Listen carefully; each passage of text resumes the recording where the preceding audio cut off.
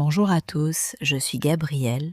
Aujourd'hui, je veux vous parler d'une habitude toute simple, mais qui a changé ma façon de voir la vie.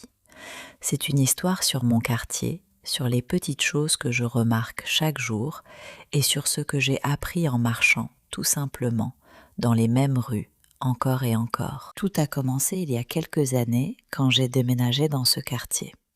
Au début, je ne connaissais personne, les rues me semblaient froides, un peu grises, sans vie. Je passais devant les mêmes maisons, les mêmes magasins, sans vraiment les regarder. Je marchais vite, la tête baissée, pressée d'arriver quelque part. Un jour, j'ai décidé de changer quelque chose. J'ai décidé de marcher lentement, juste pour voir, juste pour observer. Et c'est là que tout a commencé à changer. Chaque matin, je sors de chez moi vers 8 heures. Je descends l'escalier, j'ouvre la porte et je sens l'air frais sur mon visage. Parfois il fait beau, parfois il pleut doucement. Mais peu importe le temps, je marche toujours dans la même direction, vers la petite place au bout de la rue. Sur mon chemin, il y a une boulangerie. Le matin, l'odeur du pain chaud sort par la porte et je m'arrête toujours un instant pour la sentir. Le boulanger, un homme aux cheveux gris, me sourit chaque fois. Il ne me connaît pas vraiment, mais avec le temps, il a commencé à me dire bonjour. Un simple bonjour, mais qui change toute la journée. Un peu plus loin, il y a un petit parc. Ce n'est pas un grand parc, juste quelques arbres, un banc et une fontaine qui ne fonctionne presque jamais. Mais chaque jour, je vois les mêmes personnes. Une femme âgée qui nourrit des oiseaux, un jeune homme qui lit un livre, toujours le même banc, des enfants qui jouent après l'école. Au début, je ne les remarquais pas vraiment, mais après plusieurs semaines, j'ai commencé à reconnaître leur visage. Et un jour, la femme âgée m'a souri. Puis, une autre fois, elle m'a dit quelques mots sur le temps qu'il faisait. Ce n'était rien de spécial, mais pour moi, c'était comme si le quartier commençait enfin à me reconnaître. Vous savez, quand on apprend une langue, c'est un peu la même chose. Au début, tout semble étranger, difficile, un peu froid. Les mots ne veulent rien dire. Les phrases semblent trop rapides. Mais avec le temps, avec la répétition, les choses deviennent familières. On commence à reconnaître les mots comme on reconnaît les visages dans une rue qu'on marche chaque jour. C'est exactement ce que j'ai ressenti avec mon quartier. Et c'est exactement ce que j'ai ressenti aussi en apprenant le français il y a longtemps. Chaque jour un petit peu plus, chaque jour un mot de plus, un visage de plus, un détail de plus. D'ailleurs, pour continuer à apprendre du nouveau vocabulaire après une histoire comme celle-ci, j'utilise mon application Carmilofox, une application que j'ai créée pour aider les apprenants à retenir des mots facilement. Puisque notre histoire parle du quotidien et du quartier, l'application propose justement des mots utiles pour la vie de tous les jours, avec une image pour chaque mot et des phrases d'exemple simples à comprendre.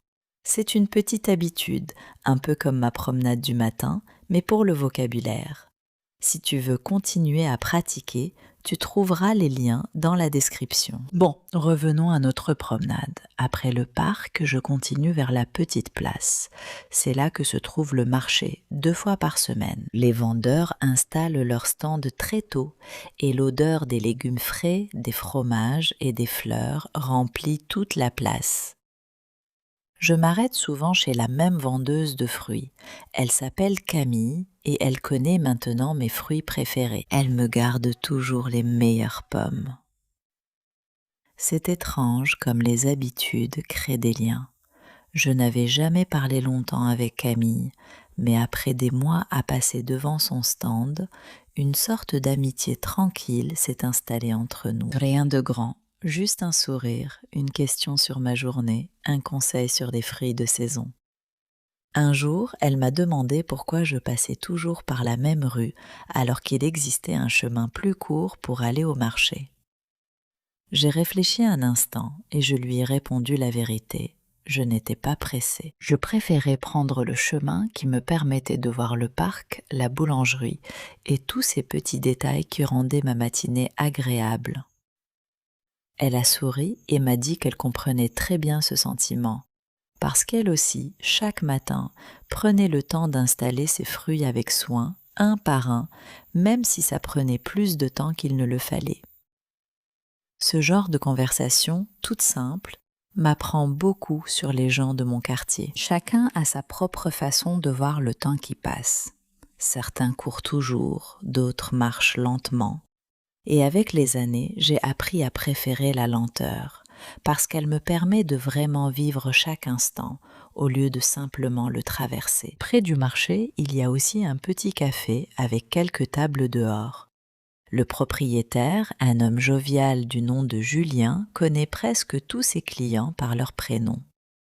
Je m'arrête parfois pour prendre un café, surtout le week-end, quand je n'ai rien de particulier à faire. Je m'assois, j'observe les gens passer et j'écoute les conversations autour de moi. C'est une excellente façon de pratiquer l'écoute, même sans vraiment participer. En automne, le quartier change complètement. Les feuilles des arbres deviennent jaunes et rouges et elles tombent doucement sur le trottoir. Le matin, il fait plus frais et je dois porter une veste plus chaude.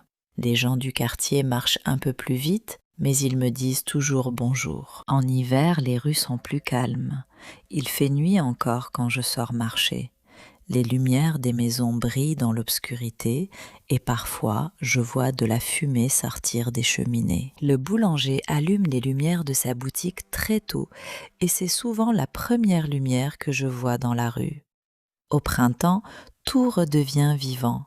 Les arbres du parc retrouvent leurs feuilles et les premières fleurs apparaissent. Les enfants jouent plus longtemps dehors. Et la fontaine, celle qui ne fonctionne presque jamais, se met parfois en marche, juste pour quelques jours, avant de s'arrêter à nouveau.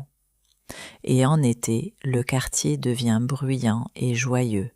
Les gens sortent leurs tables dehors, des cafés ouvrent leurs terrasses, et le soir, on entend de la musique venir des fenêtres ouvertes. Ma promenade du matin devient alors une promenade du soir aussi, quand la chaleur de la journée commence enfin à baisser. Ce qui me plaît le plus dans cette habitude, c'est qu'elle m'a appris à ralentir. Dans notre vie, tout va très vite. On court d'un endroit à un autre, on regarde son téléphone, on pense à 1000 choses en même temps. Mais quand je marche dans mon quartier, je pense seulement à ce que je vois, à ce que j'entends, à ce que je sens. Je remarque les petits détails. Une porte peinte d'une nouvelle couleur. Un chat qui dort sur un rebord de fenêtre. Une conversation entre deux voisins que je ne comprends pas complètement, mais dont je devine le sujet grâce au ton de leur voix. Et vous, est-ce que vous avez un endroit comme ça, un chemin que vous prenez souvent, où vous reconnaissez les visages, où les petites choses racontent une histoire ? Je pense que ces habitudes simples nous apprennent beaucoup sur la patience, sur l'attention et sur la beauté des choses ordinaires. Un jour, un touriste m'a arrêté dans la rue pour me demander son chemin. Il parlait un français hésitant avec un accent différent et il cherchait la gare. Je lui ai expliqué le chemin lentement en utilisant des mots simples et il m'a remercié avec un grand sourire. Ce petit moment m'a rappelé à quel point apprendre une langue demande du courage. Il faut oser parler même quand on n'est pas sûr de soi. C'est pour ça que j'aime autant partager ces histoires avec vous. Parce qu'apprendre le français, comme découvrir un quartier, ça se fait pas à pas, jour après jour, sans se presser. Il n'y a pas besoin d'aller vite, il suffit de continuer régulièrement avec curiosité. Je me souviens aussi d'un autre moment, un dimanche matin de novembre. Il pleuvait légèrement et la rue était presque vide. Seul un vieux monsieur promenait son chien, un petit chien noir qui courait joyeusement malgré la pluie. Le monsieur m'a salué avec son parapluie et nous avons échangé quelques mots sur le temps, comme on le fait souvent en France quand on croise quelqu'un. Ce sont des conversations très courtes, mais elles créent, petit à petit, un sentiment d'appartenance. Je pense souvent à toutes ces personnes que je croise chaque jour sans vraiment les connaître. Le facteur qui distribue le courrier toujours à la même heure. La dame qui balaie devant sa porte tous les matins. Les enfants qui attendent le bus scolaire au coin de la rue avec leur sac à dos coloré. Ce sont des visages familiers, presque comme des personnages d'une histoire qui continue chaque jour sans jamais vraiment se terminer. Et je crois que c'est exactement ça, un quartier. Pas seulement des rues et des bâtiments, mais une histoire vivante, faite de toutes ces petites rencontres, ces habitudes partagées, ces sourires échangés sans même se connaître vraiment. Avec le temps, ce quartier est devenu chez moi. Pas seulement l'appartement où j'habite, mais toute la rue, le parc, le marché, la boulangerie.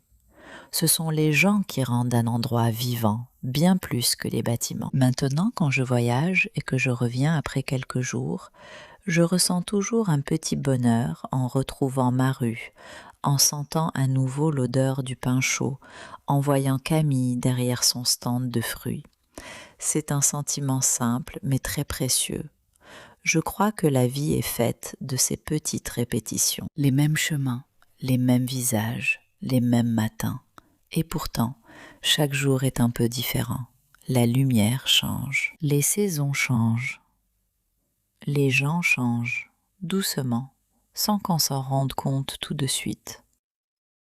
Alors, la prochaine fois que vous sortez marcher, même juste dans votre propre rue, prenez un moment pour observer. Regardez les couleurs, écoutez les sons, remarquez les visages familiers. Vous pourriez être surpris de tout ce que vous n'aviez jamais vraiment vu avant. Merci d'avoir écouté mon histoire aujourd'hui. Si elle vous a plu, n'hésitez pas à laisser un commentaire pour me raconter votre propre quartier, votre propre chemin habituel. Et si vous pensez que cette histoire pourrait aider quelqu'un à apprendre le français, n'hésitez pas à la partager. Je vous souhaite une belle journée remplie de petits moments simples et précieux. À très bientôt et prenez soin de vous.